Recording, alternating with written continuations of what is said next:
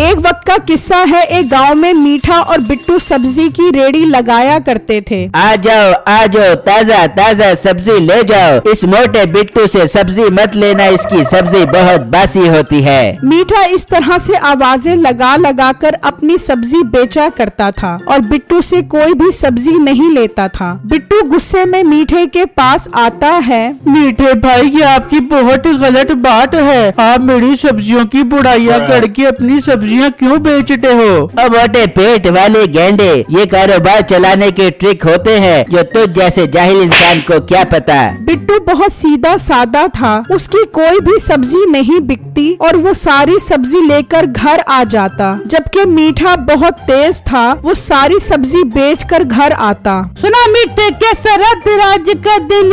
नसीबा मेरी जान, तुझे क्या मालूम, मैं कारोबार में बहुत तेज हूँ। बिट्टू मोटे को अपने सामने टिकने नहीं देता और लोग मुझे से सब्जियाँ खरीदते हैं। मीठे, ये बात तो तेरी ठीक है, पर मीठे तू ऐसा करके बिट्टू रेडी लगाना छोड़ दे बे, ताकि तेरा काम और आसान हो जाए। नसीबा तू बस देखती जा, मैं बिट्टू के साथ करता क्या हूँ। वैसे भी उससे कोई सब्जी लेता नहीं है, खुद ही मायूस होके भाग जाएगा। बिट्टू मीठे का हमसाया था। वो मियाँ बीवी उदास बैठे होते हैं। बिट्टू जी, अगर इसी तरह आपकी सब्जियां नहीं सेल होंगी तो हम क्या करेंगे? अब तो खाने के लिए भी कुछ नहीं है। बेगम, मैं क्या करूं? मीठा भाई मेरी सब्जियों की बुराइयां करता रहता है, जिसकी वजह से लोग उसी से ही सब्जियां खरीद लेते हैं। तो बिट्टू जी, आप भी मीठे भाई जैसा बनो, आप भी उनकी सब्जियों की बुराई किया करो ताकि लोग आपसे सब्जियां खरीद ले।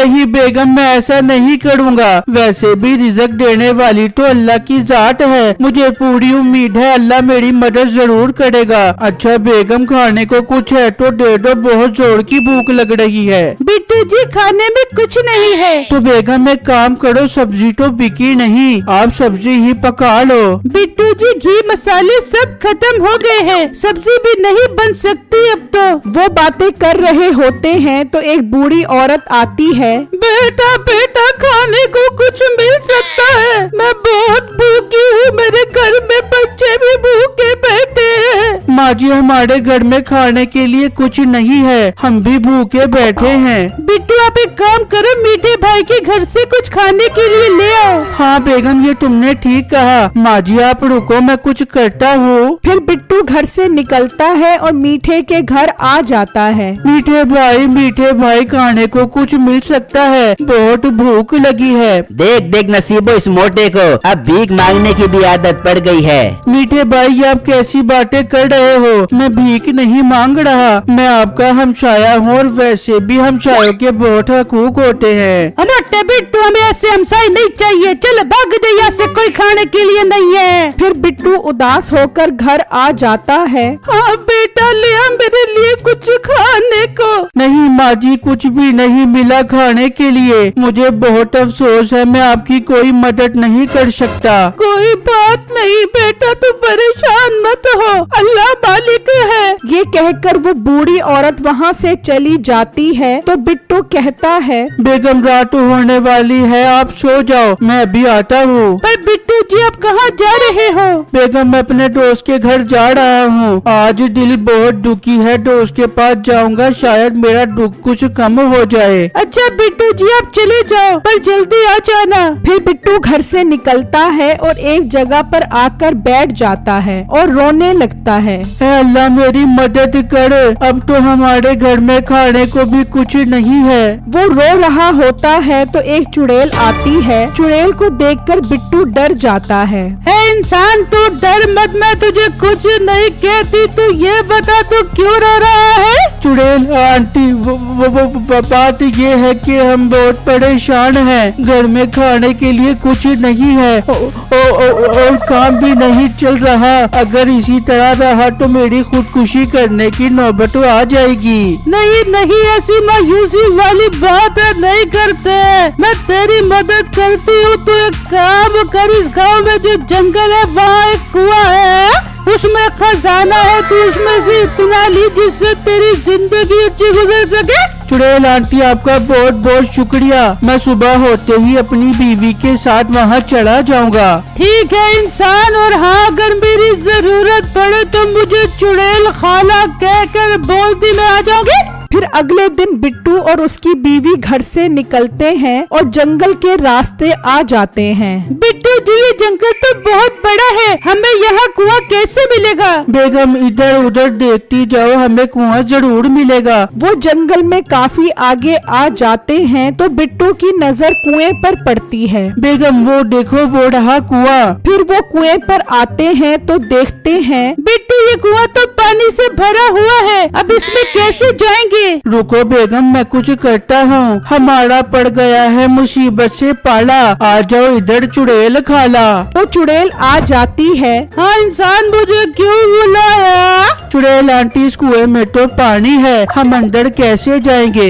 रुक इंसान मैं कुछ करती हूँ, कुएं तेरे है बहुत चर्चे बना दे इसमें रास्ते। तो कुएं में जाने का रास्ता बन जाता है। फिर चुड़ैल गायब हो जाती है और बिट्टू और उसकी बीवी कुएं में आ जाते हैं और देखकर हैरान हो जाते हैं कि उसमें बहुत सारा खजाना होता है। चलो बेगम अब इसमें से अपनी जरूरत के मुताबिक सोना निकाल लेते हैं। फिर वो सोना भरने लग जाते हैं और फिर वो सोना लेकर जा रहे होते हैं तो वही बूढ़ी औरत मिलती है। बेटा आज तो कुछ मदद करता जा। तो बिट्टू उसे एक सोने का सिक्का देता है। बेटा ये तो सोने का सिक्का है। हाँ माँ जी आप इसे बेचकर खाने के लिए कुछ ले जाना। फिर वो वहाँ से चले जाते हैं और वो बूढ़ी औरत सुनारे के पास आती है। बेटा मुझे ये सोने का सिक्का बेचना है। पर बुढ़िया तेरे पास ये कहाँ से आया? बेटा मुझे ये इस गांव में अल्लाह का नेक बंदा बिट्टू है उसने दिया है।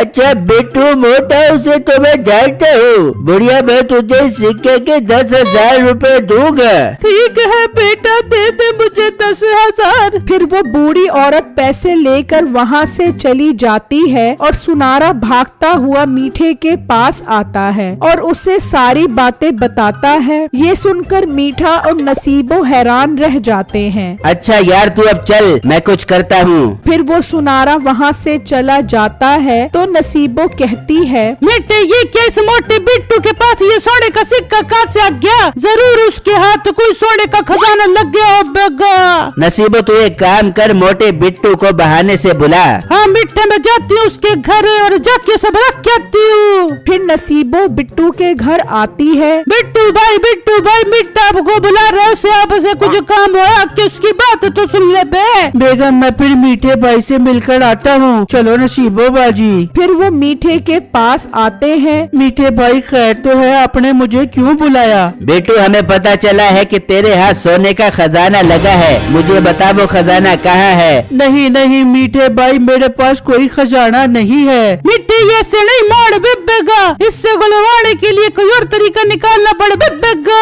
फिर वो बिट्टू को डंडों से मारते हैं। नहीं मुझे मत मारो मैं बताता हूँ। तो बिट्टू उन्हें सारी बातें बता देता है। चल नसीबो अभी निकलते हैं उस जंगल में। फिर नसीबो और मीठा वहाँ से निकल पड़ते हैं और बिट्टू रोता हुआ घर आता है। हाय बिट्टू जी क्या हुआ, आप क्यों रो रहे हो? तो बिट्टू अपनी बेगम को सारी बातें बताता है जबकि नसीबो और मीठा कुएं तक पहुँच जाते हैं। नसीबो आखिर मिल गया हमें खजाने वाला कुआं। जबकि दूसरी तरफ बिट्टू रो रहा होता है तो उसकी बीवी कहती है बिट्टू जी आप एक काम करो, आप चुड़ैल को बुलाकर सारी बातें बताओ। हाँ बेगम मैं ऐसा ही करता हूँ, हमारा पड़ गया है मुसीबत से पाला, इधर आ जाओ चुड़ैल खाला। तो चुड़ैल आ जाती है।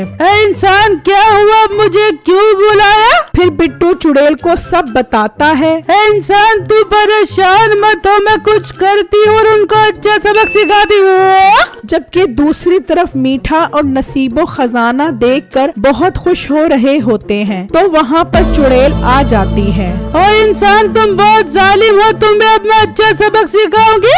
नहीं चुड़ैल बाजी हम जालिम नहीं है, हम तो बहुत मासूम हैं। तुम जितने मासूम हो मुझे सब पता चल गया, अब तुम मरने के लिए तैयार हो जाओ। नहीं चुड़ैल बाजी हमें मत मारना, हमें माफ कर दे। चुप करो खबीस लोगो, एक कुएं तेरी है बहुत चर्चे, इसमें भर दे में पानी भर जाता है और वो दोनों कुएं में डूबकर मर जाते हैं।